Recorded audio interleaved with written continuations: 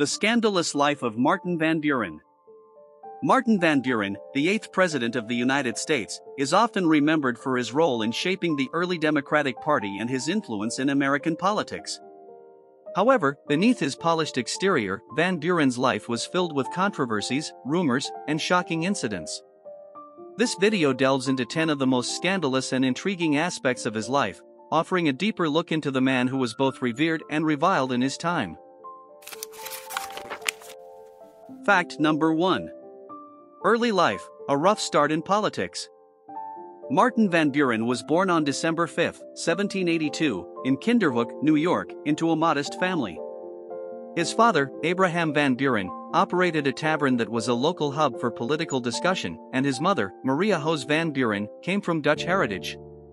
Van Buren grew up in a multilingual environment, speaking Dutch at home and learning English at school.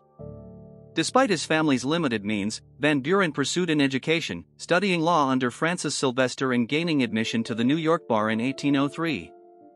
He married his childhood sweetheart, Hannah Hose, on February 21, 1807, and they had 5 children, though only 4 Abraham, John, Martin Jr., and Smith Thompson survived into adulthood. Tragically, Hannah died of tuberculosis in 1819, leaving Van Buren a widower with young children. Despite his deep mourning, rumors persisted about his potential romantic liaisons, which were a source of gossip among political elites. Number 2. Founding the Democratic Party, Power and Controversy. Martin Van Buren is credited as one of the key architects of the Democratic Party. During the 1820s, he played a pivotal role in organizing the coalition that evolved into the Democratic Party, advocating for a strong, centralized party system to unify disparate political factions. Van Buren's vision materialized through his influence in the Albany Regency, a powerful political machine that dominated New York politics. Critics accused him of using the party as a vehicle for his own ambitions, prioritizing party loyalty over national interest. His behind-the-scenes influence and reputation for political manipulation earned him the moniker, the Little Magician. Despite his central role in founding the Democratic Party, Van Buren's methods were often seen as controversial, with opponents accusing him of fostering a political environment rife with corruption and cronyism. Number 3. The Petticoat Affair, a social scandal.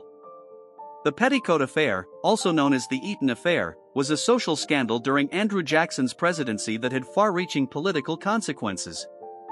The scandal centered around Peggy Eaton, the wife of Secretary of War John Eaton, who was ostracized by the wives of other cabinet members due to rumors about her moral character. Van Buren, who was a widower at the time, supported Peggy Eaton and sided with Jackson in defending her. This act of solidarity endeared Van Buren to Jackson, leading to his selection as vice president in the 1832 election. However, Van Buren's involvement was seen by some as a calculated political move, using the scandal to gain favor with Jackson and eliminate rivals within the cabinet.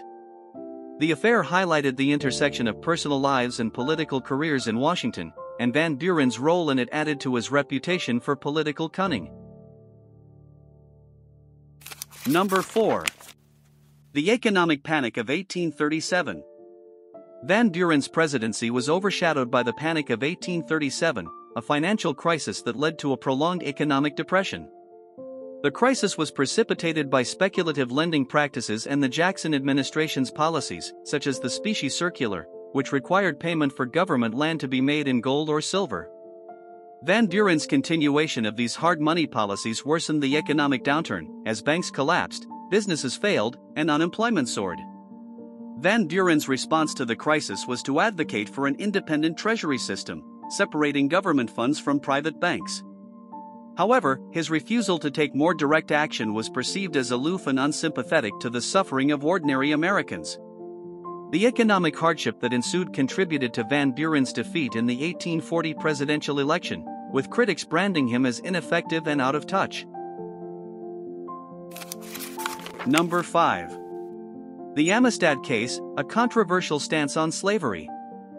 In 1839, Martin Van Buren's administration became embroiled in the Amistad Case, a legal battle over the fate of African captives who had revolted aboard the Spanish schooner La Amistad. Van Buren, seeking to maintain diplomatic relations with Spain and appease southern slaveholders, supported the captives' return to Cuba, where they would face re-enslavement. This position sparked outrage among abolitionists, who viewed it as a blatant endorsement of the slave trade. The case reached the U.S. Supreme Court, where former President John Quincy Adams argued for the captives' freedom. The court ruled in favor of the captives, allowing them to return to Africa. Van Buren's handling of the Amistad case revealed the political tightrope he walked on slavery issues and damaged his reputation among both pro-slavery and anti-slavery factions. Number 6. Van Buren's role in the Trail of Tears. Van Buren's presidency is indelibly marked by his enforcement of the Indian Removal Act, which led to the Trail of Tears. While the act was signed into law by Andrew Jackson, it was Van Buren who executed the policy, resulting in the forced removal of thousands of Native Americans from their ancestral lands in the southeastern United States to territories west of the Mississippi River. The removal, particularly the Cherokee Nation's march, was characterized by extreme hardship, disease, and death, with thousands perishing along the way. Van Buren's unwavering commitment to this policy, despite its devastating human cost, has been widely condemned and is regarded as one of the darkest chapters in American history. His role in this tragic event remains a significant blemish on his legacy. Number 7. The Texas Annexation Controversy. The question of Texas annexation was a contentious issue during Van Buren's political career. Initially, Van Buren supported the annexation of Texas, which had gained independence from Mexico in 1836. However, as the potential for Texas admission to the Union as a slave state became apparent, Van Buren reversed his stance, concerned about the sectional tensions it would exacerbate. This decision alienated both Southern pro-slavery advocates, who viewed it as a betrayal, and Northern abolitionists, who were skeptical of his motivations. The controversy over Texas annexation was a significant factor in Van Buren's failure to secure the Democratic nomination for president in 1844, illustrating the deep divisions within the party and the nation over the issue of slavery. Number 8. A failed return to politics with the Free Soil Party. After his presidency, Martin Van Buren sought to return to political life by running as the Free Soil Party's candidate in the 1848 presidential election. The Free Soil Party opposed the expansion of slavery into the Western Territories, a position that marked a significant shift from Van Buren's earlier political stances. His candidacy split the Democratic vote, which some historians argue contributed to the victory of the Whig candidate, Zachary Taylor. Van Buren's unexpected shift to an anti-slavery platform led many to view his campaign as opportunistic, given his previous ambivalence on the issue. Despite his loss, Van Buren remained active in political circles until his health began to decline. He spent his later years at his estate, Lindenwold, in Kinderhook, New York, where he died on July 24, 1862, from bronchial asthma and heart failure. His death marked the end of a long and controversial political career that left a lasting impact on American history. Number 9. Rumors of a secret alliance with John Quincy Adams. Throughout his political career, Martin Van Buren was the subject of persistent rumors regarding a secret alliance with John Quincy Adams, his predecessor and political rival. Despite their apparent ideological differences, Adams being a staunch Federalist and later a National Republican, rumors suggested that Van Buren and Adams had a covert understanding to influence key political events to their mutual benefit. This alleged alliance was never substantiated, but it added to Van Buren's reputation as a shrewd and cunning politician. The idea that Van Buren would collaborate with an adversary fueled speculation about his willingness to engage in backroom deals, further cementing his image as a master manipulator in the political arena. Number 10. The mysterious death of Van Buren's son, Smith Thompson Van Buren. The death of Smith Thompson Van Buren, Martin Van Buren's youngest son, in 1876, is surrounded by mystery and speculation. Smith Thompson Van Buren was deeply involved in his father's political career, serving as a trusted aide and confidant.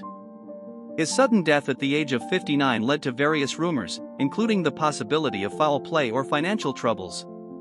Despite the lack of concrete evidence to support these theories, The mysterious circumstances of his death have intrigued historians and added an element of intrigue to the Van Buren family's history.